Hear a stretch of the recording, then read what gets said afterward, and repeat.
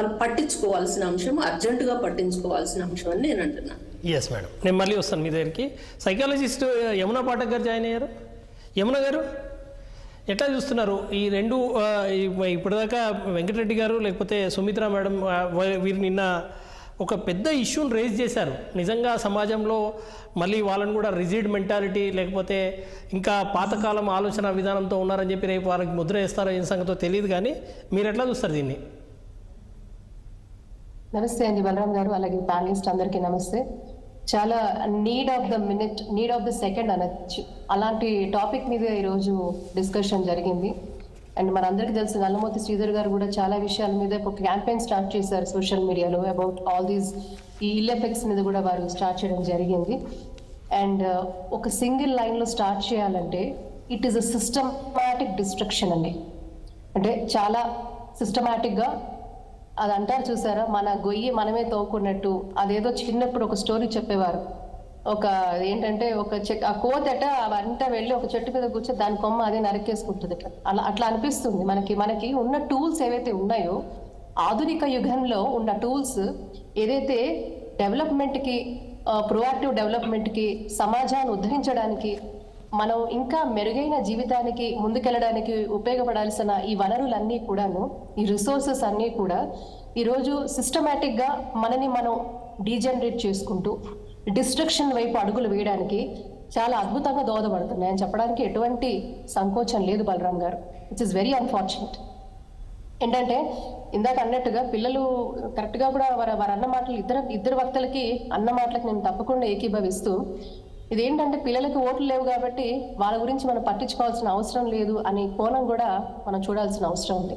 కానీ ఈ రోజు బాలలే రేపటి పౌరులు అంటారు కదా, మరి ఏదైతే ఒక సమర్థవంతమైన పౌరులు సిటిజన్స్గా మారాలి, దేశ భద్రత, దేశ ఒక డెవలప్మెంట్ మనం ఆకాంక్షించిన వాళ్ళమైతే, ఈరోజు ప్రభుత్వాలు నిజంగా దేశం సుభిక్షంగా ఉండాలి, చక్కగా ఉండాలి, ప్రొడక్టివ్గా ఉండాలి అంటే మరి ఈరోజు నేటి బాలలే రేపటి పౌరులు కాబట్టి వాళ్ళు నాశనం అయిపోతే, అసలు వాళ్ళే నాశనం అయిపోతే ఇంకా మనకి దేశం మనుగడ ఎక్కడ అనేది మనం ప్రశ్నించుకోవాల్సింది, మనని మనం ఆత్మ విమర్శించుకోవాల్సిన అవసరం ఎంతైనా ఉంది. ముఖ్యంగా కొన్ని కోణాలు మనం అడ్రస్ చేయాల్సిన అవసరం అండి. మొబైల్ ఫోన్ అడిక్షన్, తర్వాత అట్ ద సేమ్ టైం ఈ పోర్నోగ్రఫీ వరకు వస్తే, మనకైతే మన కళ్ళ ముందు మన పిల్లలు ఎంత పెద్ద వాళ్ళైనా పిల్లలే అంటాం, కానీ ఒక టీనేజ్, టిపికల్ టీనేజ్ 13 అనుకోండి, ఈ వయసు నుంచి అమ్మాయిలని మీరు చూస్తే 67% అబ్బాయిలు, 13 ఏళ్ల వయసు గల అబ్బాయిలు 67% ఆల్రెడీ పోర్నోగ్రఫీ ఇమేజెస్ కానీ విజువల్స్ కానీ వాళ్ళు చూసుంటారు అనే ఒక నివేదిక అనేది ఒక సర్వేలో వెలువడిన ఒక సర్వే. అలాగే అమ్మాయిలకైతే దాదాపు 40% అమ్మాయిలు వాళ్ళకి 13 ఏళ్ళు వచ్చేసరికి, అంటే ఒకప్పుడు ఇవన్నీ చాలా కష్టంగా ఉండేవి, బట్ ఇప్పుడు మనకి ఈ ఆధునిక యుగంలో ప్రతి ఒక్కరి దగ్గర సెల్ ఫోన్, అది కూడా ఆండ్రాయిడ్ ఫోన్స్, ఇటువంటి స్మార్ట్ ఫోన్స్ ఉండడం వల్ల ఇవన్నీ కూడా ఎక్స్పోజర్. నేను చెప్పేది గత ఏడాది స్టాటిస్టిక్స్, ఆల్మోస్ట్ 40% అమ్మాయిలు కూడా ఈ పోర్నోగ్రఫిక్ వెబ్సైట్స్ కానివ్వండి, ఇమేజెస్ కానివ్వండి, వాళ్ళ ఎక్స్పోజర్ అనేది ఉండడం అనేది ఒక సర్వేలో వెలువడిన ఒక ఇది. అట్ ద సేమ్ టైం 18 సంవత్సరాలు దాటిన అమ్మాయిలు కావచ్చు, అబ్బాయిలు కావచ్చు, అబ్బాయిలు అయితే 90% ఎక్స్పోజరు, అమ్మాయిలు అయితే 18 ఏళ్ళకి 60% ఎక్స్పోజరు ఈ పోర్నోగ్రఫిక్ వెబ్సైట్స్ కావచ్చు, లేకపోతే పోర్నో సైట్స్లో చాటింగ్ కావచ్చు, ప్రైవేట్ చాటింగ్ కావచ్చు, ఇటువన్నిటికీ కూడా ఇంత దారుణమైన స్థితిలో ఈ ఎక్స్పోజర్ టీనేజర్స్కి ఉండడం నిజంగా కూడా దీని మీద ప్రాపర్ చెక్ లేకపోవడం కూడా, చాలా వరకు కూడా నియంత్రించే పరిస్థితులు లేకపోవడం కూడా చాలా చర్చనీయాంశం అయితే డెఫినెట్గా ఉండాలి. సో సైకలాజికల్ పాయింట్ ఆఫ్ వ్యూలో మనం రెండు డిస్కస్ చేయాలండి. ఈరోజు వీటి మీద ఎక్స్పోజర్, మొబైల్ ఫోన్ అడిక్షన్ కావచ్చు, మనమే ఎన్నో సందర్భాలలో ఎన్నో ప్లాట్ఫామ్స్ మీద మన డిస్కషన్ కూడా చేయడం జరిగింది. నేను ఒక సంఘటన నా కళ్ళ ముందు ఇవాళ కూడా జరిగిన సంఘటన మీకు చెప్తాను. జనాలు, ఆ పిల్లలు స్కూల్ నుంచి వెళ్తూ, నిన్నే చూసి ఇందాక నేను మా డ్రైవర్తో అంటున్నా, ఏంటి వీళ్ళు ఇట్లా అయిపోయారేంటని, ఫోన్ పట్టుకొని అట్లా చూసుకుంటూ అడుగులు వేసుకుంటూ రోడ్ క్రాస్ చేస్తున్నారండి ఫోన్ పట్టుకొని. అంటే it can lead to accidents. అసలు ఇంట్లో ఉన్న నడుచుకుంటూ ఫోన్ పట్టుకొని వెళ్ళిపోవడం, ఆ చిన్నపిల్లలు చేస్తున్నారు, పెద్దవాళ్ళు చేస్తున్నారు. ఫోన్లు వెహికల్స్ మీద పెట్టుకొని ట్రావెల్ చేస్తూ ఫోన్లు హెడ్ ఫోన్స్ పెట్టేసుకొని ఫోన్స్ చూసుకుంటూ వెళ్ళడం, నెంబర్ ఆఫ్ యాక్సిడెంట్స్కి లేకపోతే పర్మనెంట్ డిజబిలిటీకి కూడా వాళ్ళు వాళ్ళ జీవితాన్ని నాశనం చేసుకుంటున్నారు. So and beyond all these things number of accidents కూడా పెరగడానికి కారణం ఇది. అండ్ అనదర్ థింగ్ ఈస్ మరి ఇలాంటి మొబైల్కి వీళ్ళు అడిక్ట్ అయ్యారు అని మనం ఎలా గమనించవచ్చు అండి అంటే, మీ పిల్లలు వచ్చే సడన్ మార్పుల్ని మనం పేరెంట్స్ గమనించాల్సిన అవసరం ఉంది. వాళ్ళు అడిక్ట్ అయ్యారు అనే దానికి నిదర్శనాలు అవి. ఎక్కువసేపు రాత్రుల వాళ్ళు మేల్కొని ఉండడం. సో ఇంటర్నెట్ ప్రతి ఇళ్లలో కూడా ఈ నెట్ కంట్రోల్ చేసుకునే మెకానిజమ్స్ వచ్చాయి. సో ఇంట్లో పేరెంట్స్ ఆ నెట్ ఆపేస్తే పిల్లలకి చూసే అవకాశం ఉంది. వాళ్ళ దగ్గర ఫోన్లు ఉన్నా అంటే మరి ఇంకొకటి ఈ రోజు మనకి ఇది కూడా ఈజీగా వచ్చేస్తుంది, అది రీఛార్జ్. సో ఇవన్నీ కూడా ఫోన్ లాకింగ్ సిస్టమ్స్ అని పేరెంట్స్ ఇంటికి రాగానే ఆ పక్కన పెట్టిలోనో దేంట్లోనో పడేసి ఒక మెకానిజం చేయకపోతే కనుక వీళ్ళకి విపరీతమైన ఇంపైర్మెంట్, అటు సైకలాజికల్గా అంటే మెంటల్ ఇంపైర్మెంట్ అయ్యే అవకాశం ఉంది. ఎట్లా అంటారా, చాలా వరకు కూడా సోషల్ డిస్కనెక్షన్లో వీళ్ళు ఉంటారు, ఎవరితో మాట్లాడరు, poor communication skills, learning ability, cognitive abilities బాగా దెబ్బతింటాయి వీళ్ళకి. వాళ్ళు చేస్తున్న పనుల్లో వాళ్ళకి మంచి రిజల్ట్ రాదు. అంటే విద్యార్థులైతే వాళ్ళకి ఈవెన్ ఎగ్జామినేషన్ ఉన్నా కూడా ఓవర్కమ్ చేయలేని ఇటువంటివన్నీ అడిక్ట్ అయిపోతే వాళ్ళు దాన్ని నెగ్లెక్ట్ చేసి చదవడం మానేసి ఎగ్జామ్స్ రాయకుండా స్కూల్కి వెళ్లకుండా 24 గంటలు ఫోన్లో ఉండడం అదొకటి చూస్తూ ఉన్నాం మనం. అలాగే వీళ్ళకి ఫిజికల్గా కూడా చాలా వరకు కూడా పోస్చర్ ప్రాబ్లమ్స్ ఉంటాయి. చాలా చిన్నపిల్లల దగ్గర నుంచి మీరు ఇప్పుడు చిన్నపిల్లలంతా కూడా ఫోన్ యూజ్ చేస్తున్నారు. They have a very severe posture problems.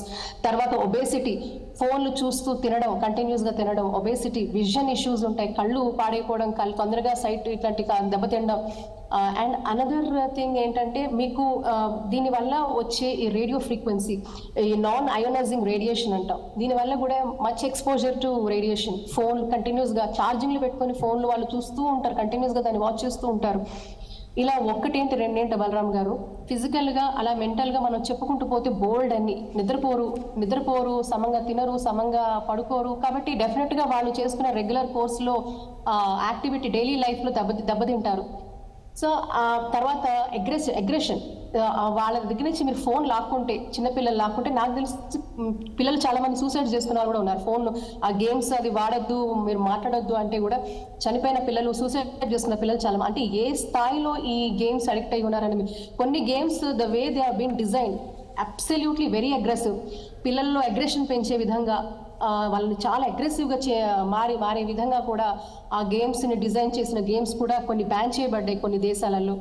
So ఇటువంటివన్నీ కూడా అంటే ఎంత చూడండి, ఫిజికలీ కాదు మెంటల్గా కూడా అవి ఎంత ఎఫెక్ట్ చేస్తున్నారు. యమున గారు నిన్న ఇంకొక ఇష్యూ రైజ్ చేశారు వెంకటరెడ్డి గారు. ఒకటి ఏంటంటే, ఇప్పుడు పిల్లలు టీనేజ్ పిల్లలు వచ్చిన తర్వాత వారి దగ్గర ఫోన్ ఉంటుంది. ఇప్పుడు ఆ ఫోన్ వాళ్ళు మిస్యూజ్ చేస్తున్నారు అని చెప్పి పేరెంట్స్కి టెన్షన్ ఉంటుంది. పొరపాటున అది అబ్జర్వ్ చేద్దామని చెప్పనంటే వాళ్ళు చూడడానికి అవకాశం ఇవ్వరు. చూసిన తర్వాత హర్ట్ అవుతారు, ఏంటి మా మీద నమ్మకం లేదా, ఇటువంటి సిచ్యువేషన్స్ని ఎట్లా డీల్ చేయాలి? ఇక్కడ మనము ఈ ఇమోషనల్ బ్లాక్మెయిల్ అనేది పిల్లలు చేస్తూ ఉంటారు, ఇది సర్వసాధారణం అయిపోయింది. So we should not get in to that. సింపుల్గా ఖచ్చితంగా రూల్స్ అనేవి ఇంట్లో పెట్టాల్సిన అవసరం ఉంది. ఫోన్ అనేది వాళ్ళు వాడుకోవాలంటే పేరెంట్స్ పర్యవేక్షణలో వాడుకోవాలి. నాకు తెలిసి ఎమర్జెన్సీ కొంతమంది ఎమర్జెన్సీ ఫోన్ కాల్స్ అంటే చిన్న ఫోన్స్ ఉన్నాయి, ఒకప్పుడు మనం వాడుకునేవాళ్ళు చిన్న ఫోన్స్. ఆ ఫోన్స్ ఇవ్వండి. Why we are encouraging only Android phones? స్కూళ్ళల్లో ఉన్నప్పుడు వాళ్ళ పర్యవేక్షణలో వాళ్ళు చదువుకుంటారు. ఇంటికి వచ్చాక పేరెంట్స్ అంటే ఇంకొక ప్రాబ్లం ఇక్కడ ఏంటంటే, ఇద్దరు పేరెంట్స్ వర్కింగ్ అయితే వాళ్ళని మానిటర్ చేసే వాళ్ళు ఎవరు, వాళ్ళని చూసుకునే వాళ్ళు ఎవరు? కాకపోతే అందుకే వీటి యొక్క ఇల్ ఎఫెక్ట్స్ మీద పిల్లల్ని కూర్చోపెట్టి కౌన్సిల్ చేయాల్సిన అవసరం ప్రతి తల్లికి ప్రతి తండ్రికి ఉంది. అండ్ మరీ ముఖ్యంగా విద్యా సంస్థల్లో కూడా దీనివల్ల జరిగే దుష్పరిణామాలు పిల్లలకి తప్పకుండా వివరించాలి. ఎందుకంటే ఇది కేవలం ఫిజికల్గా కూడా ఎన్ని నష్టాలు ఉన్నాయి, సైకలాజికల్గా ఎన్ని నష్టాలు ఉన్నాయి, ఇవన్నీ వాళ్ళకి వివరించాల్సిన అవసరం ఉంది, వాళ్ళకి చెప్పాల్సిన అవసరం ఉంది. అండ్ మొక్కే వంగేంది మానే వంగదు. పిల్లలు ఒక స్టేజ్కి వెళ్ళిపోయి బాగా వాళ్ళు అందుకు అడిక్ట్ అయిపోయిన తర్వాత మీరు వాళ్ళని మార్చాలి అంటే దానికి మీరు ప్రాపర్గా you should take a support, ఒక కౌన్సిలింగ్ సపోర్ట్ తీసుకొని వాళ్ళని చేయాల్సిన మీ చేయి దాటిపోతుంది అది. కాబట్టి ఇక్కడ ఏంటంటే మొక్కలోనే వాళ్ళని మీరు you have to train them. వాళ్ళకి అసలు చిన్న పసిపిల్లలు పడుకోబెట్టాలంటే ఫోన్ చూపిస్తే ఆ పిల్లలు ఏడుపాపేస్తున్నారు. ఇంక మీరు ఏం చెప్తారు? అంటే ఆ వయసు నుంచి పిల్లలకి ఫోన్ అడిక్ట్ చేస్తున్నారు. వాళ్ళు సైలెంట్ అయిపోతే బాగుండు, మా పనులు మేము చేసుకుంటాం అనుకుంటారు. తర్వాత అసలు వాళ్ళు మీకు పనే ఉండదు. ఎందుకంటే వాళ్ళు మీకు చేయి దాటిపోతారు, వాళ్ళు మీ మాట వినరు, వాళ్ళ జీవితాన్ని వాళ్ళు కోల్పోతారు. అది ఖచ్చితంగా జరుగుతుంది. రైట్, నేను మళ్ళీ వస్తాను మేడం. వెంకటరెడ్డి గారు ఇందులో మీరు చెప్పిన ఒక పాయింట్, ఇందులో ఇక్కడ ఆలోచించాల్సింది ఏంటంటే, ఇప్పుడు మనం నిజంగా ఇప్పుడు వెపన్స్ ఏదైనా ఇవ్వాలనుకుంటే, ఒక గన్ ఇవ్వాలని చెప్పానంటే దాన్ని ఎట్లా యూజ్ చేయాలో దానికి ఒక